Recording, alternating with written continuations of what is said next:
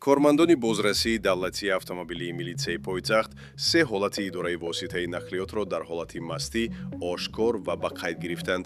Бино ба иттилои манбаъ дар натиҷаи ташхиси тиббӣ муайян гардид, ки шаҳрвандон Меликов Идибек ронандаи автомошинаи тамғаи Тойота, Гулов Умед ронандаи Лексус ва Раҳмонов Икром ронандаи Мерседес ҳангоми идора намудани воситаи нақлиёт дар ҳолати мастӣ қарор доштанд.